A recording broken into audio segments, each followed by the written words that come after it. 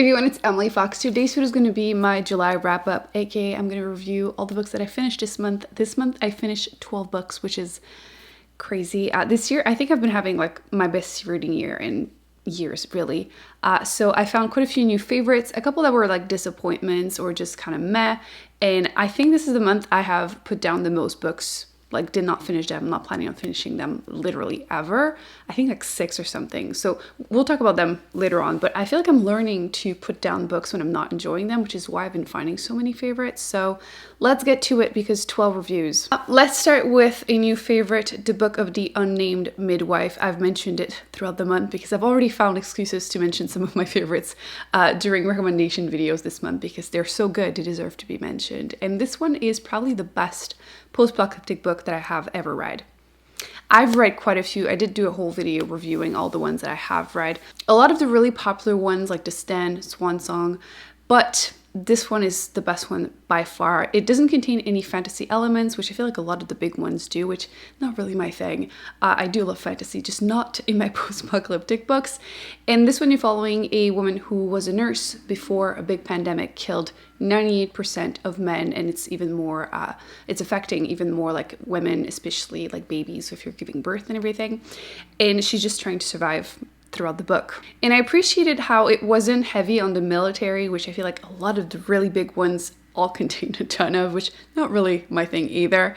And even though there are definitely some very bleak things that happen, a lot of like sexual assault and everything that is mentioned happening, it's not detailed and it doesn't feel like fetishized as much as some of the other books. Once again, I feel like I don't want to read a 10-page scene that feels like fetishized, you know. I just don't want that in my post-apocalyptic book, or none of my books really.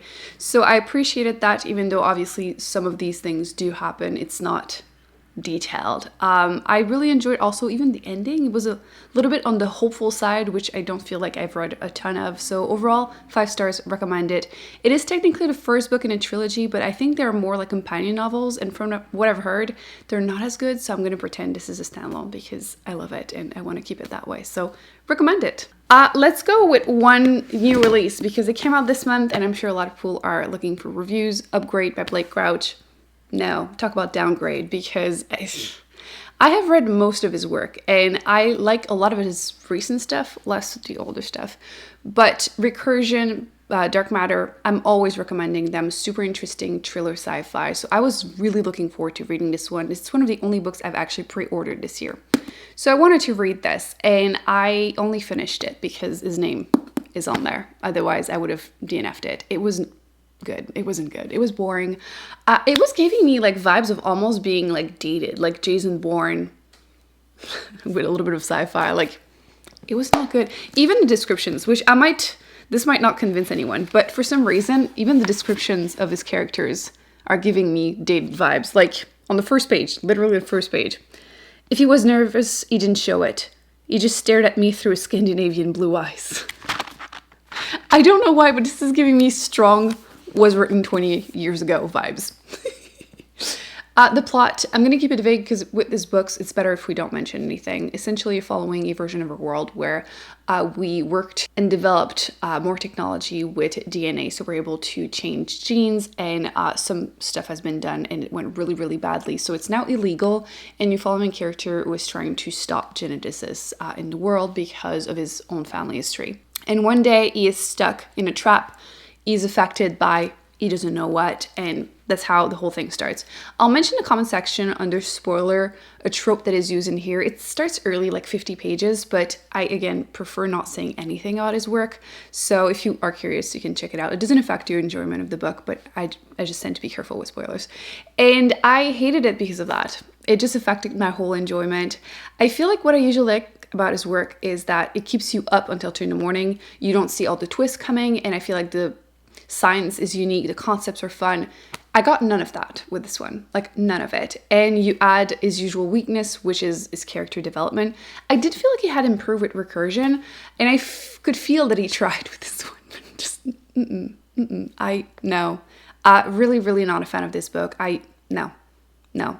I feel like I'm giving it a generous 3 stars, but considering that I probably wouldn't have finished it again if it wasn't for his name, probably doesn't even deserve that. I tried to vlog this actually, and I stopped the vlog because it was too boring. Because when a book is boring, the vlogs are kind of boring. So no. Let's balance things out with another favorite, Legends and Lattes, which, oh my gosh, I didn't know I needed cozy fantasy books in my life, but now I do. This is so cute. I feel like we've all been having a rough 3 years, so if you want something that is just wholesome and cute, I would highly recommend this book. My only complaint is that it ended. You're following an orc who was a mercenary, and she's tired of her life like that, so she opens up a coffee shop. And it's just how things are going. Very character driven. You learn about, you know, the workers, the people that visit the coffee shop, and it's just great. I loved it. So highly recommend it. If you know anything else like this, let me know, because that's the closest thing I've seen to like Becky Chambers, who does sci-fi, but still loved it. This month I also did my yearly pile of shame vlog, where I attempt to finish books that I started sometimes years ago. And only one book was completed, and it is The Toll by Neil Schusterman. This is the last book in the Sight trilogy. It's a YA sci-fi series, and I really enjoyed the first book, and the second one was also good. This one, I just feel like, first off, it is chunky. I just feel like it ended in kind of a weird direction that I wasn't expecting. I feel like so much happens in the last book, and it feels almost like a different story. I did overall still like it, but I feel like I finished it a little bit just to finish it, so I'm kind of all over the place with this series. I do feel like it's worth trying, but I don't know how I feel about the ending. Like at the end of the month, it's been a couple days now, and I just still am on the fence with it. So I don't know. 3-something stars. Our Patreon book club pick of the month was Parable of the Sower by Octavia E. Butler. I have this ugly edition. Let me put a prettier one on the screen. She writes really interesting sci-fi books that are just very unique, and she uses the science fiction to discuss important topics. In this case, this is a post-apocalyptic or apocalyptic book, and what I love about it is that, first off, again, no magic, no aliens, no pandemic. It's just slow crumbling of society, and it feels a little too close to reality, especially since it started in 2024. So you have, you know, a group of people, your following character. She lives in a walled, like, little town, basically. Not really, it's like a neighborhood, so just a couple houses. They're trying to survive, pooling, you know, their resources as much as possible to protect themselves from people attacking them. Food prices are going up. People are like killing each other for a piece of bread. And yeah, it's very bleak, but I really enjoyed it. The only thing is that there's a romance that I'm not a fan of because of a huge age gap. And the main character basically starts her own religion. So I'm not sold on that part yet. I'm curious to see what book 2 will look like. We're reading it next month, so I'll find out by next month. But so far, I am enjoying it. I'm giving it like a 4 stars, 4.25. Incredibly bleak, but it was really good. I don't feel like I've portrayed that really well right now, but it's actually really, really good because it feels very realistic, which makes it terrifying. Let's go through a couple books that I went through. First one is Gallant by V.E. Schwab. I am officially giving up on her like YA middle grade stuff. It doesn't work for me. Her adult work, yes. The rest, no. This is like paranormal, maybe ghost kind of story. I feel like I would have liked it if I had read it when I was 10 or 12. You know, kind of gives you an idea. I don't feel like it went far enough, or like that it was really that interesting. Frankly, the only reason I finished it was because I was busy painting. So my hands were busy, full of paint, didn't want to touch my phone. Do you want to see a sneak peek, by the way? I've painted the library, what will become the library. It's such a gorgeous color. Isn't it perfect? It's very green. Very, very green. Isn't it pretty? So yes, that's the reason I finished it. Otherwise, I feel like it's pretty forgettable. I have no intention of continuing. Maybe 3 stars because I'm feeling generous. The second one that I was doing the exact same thing is Bunny. This was sold to me as like a hot sad girl kind of book, like just unhinged woman. And unhinged, yes. The first half was pretty good. I was intrigued. You're following this woman who goes to university, and she is in a very small class with 3 did I already forget? Anyway, other girls, and they call each other Bunny, which gave me flashbacks of my teenage years when every girl was calling each other chaton, which is like kitten. Oh, I cannot. I couldn't at the time, still think it's cringy. But the girls there are calling each other bunny and she's judging them, basically. She thinks that she's better than everyone. Like, you don't know if she is the grumpy one or whatever, but then things start happening. They're very weird. And I was all for it, but then it just kind of got boring. I didn't care. I finished it to finish it. And again, I just was busy painting, so I just let it finish just to see if it got better, and it didn't. So 2.5. There was some potential, but it's not my jam. Which, you know what, brings me to a really petty complaint. I need to go get a lipstick. Bear with me. Okay, so I warned you, very petty complaint, but the best friend of the main character is described as wearing a specific lipstick by MAC, and I own this lipstick. And in the book, it's described as being like a blue tone, like cool tone red. This is Lady Danger. It's a straight up orange red.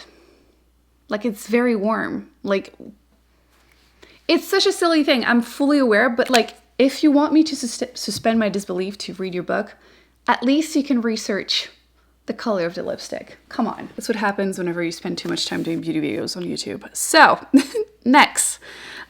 We have Convenience Store Woman. Okay, I was curious about that one. You're following a woman who basically doesn't really want to follow what society wants from her, basically eventually getting a better job, getting family, babies. She works at a convenience store and it works for her. She likes it. She's on the spectrum, and it's a really, really short audiobook, and the first half was fine, and then I kind of just hated the rest. I can't say more without spoiling it, but I really hated the second half. So I don't even know what to rate this. It's just a letdown.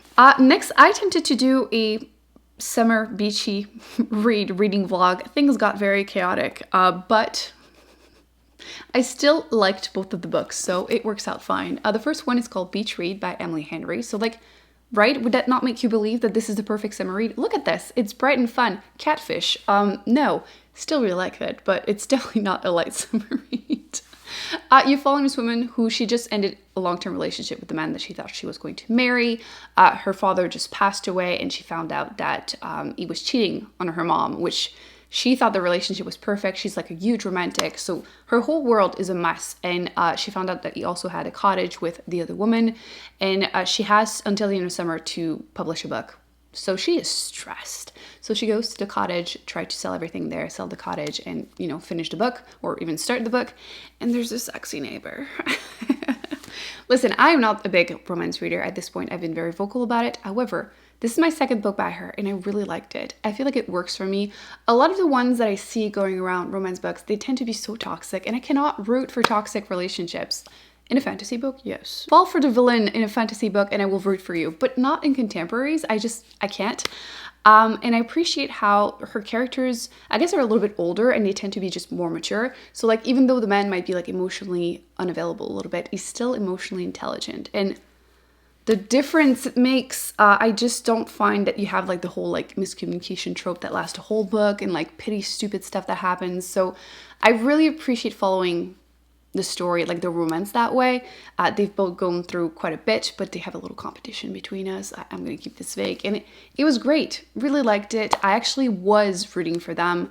I also appreciate how the side characters are still more complex. Like the whole book is not just about the romance. There's also the whole grief thing.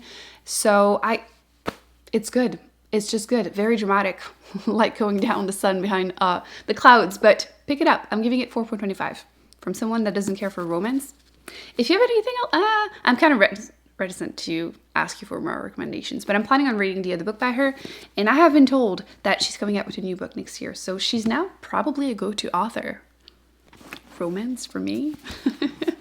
And then the next one for that summer little read vlog that was chaotic is Into the Drowning Deep by Mara Grant, who's also known under the name of Shannon Maguire. This is a horror book, which you might be wondering, Emily, how does that make it a summer read? Well, it's about mermaids. Killer mermaids, but mermaids anyway. So, right? I thought it made sense. This was actually also really good. You're following, so basically, like, there's an entertainment company that was doing mockumentaries. So, like, think monster, Loch Ness Monster kind of thing. And then they attempted to do one about mermaids, and turns out mermaids are real, and they killed everyone on that boat. And like a few clips went viral online, but people think it's just fake. But 7 years later, they decide to send another team a bunch of scientists and like people trying to record what's going to happen. And yeah, turns out they're still hungry. So I really liked it. I was definitely super uncomfortable in a few scenes. The author is a little bit too good. A few times, like whenever you're in the head of some of the characters that are really awful people, you feel gross. It was fantastic. And representation also, because two of the characters are deaf, which I haven't read a lot of books with deaf characters, and they just, you know, are cool scientists doing cool stuff that just happen to be deaf. Obviously, it affects their research, but also, you know, the whole horror aspect. And also some women-loving women. Obviously, it's not heavy on the romance here. It's still horror. But it was cool. I liked it. 4 stars. I also have 2 nonfictions. I'm trying to keep on top of that and continue attempting to read more consistently some nonfiction. So we have Crying in H Mart, which I shouldn't have done. Audiobook, it was great. It's about grief, really. It's a memoir about the author and her relationship with her mother before she passed away from cancer. And she didn't have the best relationship with her mom, so I feel like it makes it so much harder to grieve whenever that's the case. So if you want to cry, pick this up. And the other one was Mediocre, which the whole title was going to be on the screen. Very eye-catching. The whole like movement of male rage, white male rage, and like Donald Trump, you get it. The whole mess. The author discussed it in this book. It's very interesting. Obviously, it helps that I agree with her, so that will make me enjoy the book more. But I've learned things that I had never heard of, including that there's a Black woman that tried to run for president in the US in the 70s. How did I not know this? Obviously, I'm from Canada, so like we learn less about that stuff, you know, from their elections in Canada. But like, I've never heard anything about this on the internet. So that was interesting. If you're into sports, you're probably going to like more than me. The last like couple 100 pages, it's about sports like football and stuff. So you might enjoy that part. But yes, I enjoyed it. Would recommend it. I think that's it. As far as the books that I'm currently reading, I'm listening to the audiobook of Pachinko. I am so far enjoying it. I've heard so many great things about it that now I'm wondering, is it going to be worth the hype? And I mostly want to watch a TV show, so I have to read the book first. So I will let you know how that goes. And I just started Crime and Punishment, which terrifies the crap out of me because not only is it very chunky, but it's a Russian classic. And I have been warned so many times that every character has like 3 names. I was going to say 30, but let's not exaggerate, 3, which is still scary. I cannot remember anyone's name in books like ever. My brain, I got into a really bad habit of just looking at the first letter of the name. You can't do that in a Russian classic. So I'll keep you updated. But so far, lesson number 1 that I've learned in the first like 50 pages is that marriage is a really bad idea for women. I think that's it. These are all the books that I have finished or I'm currently reading. I hope you enjoyed this video. Let me know in the comment section if you've read any of these, how you feel about them, because I want to know. We can discuss them in the comment section. Thumbs up, subscribe. I will be putting more videos on the screen that I recommend you check out, including my TBR for the month of August, because I'm doing a really fun challenge, which I'm really excited and nervous about. So I'll see you in the next video. Bye. I don't know why I keep trying to talk so fast. I'm just stumbling everywhere, and I've been speaking too much French lately, so I feel like my English sucks. Or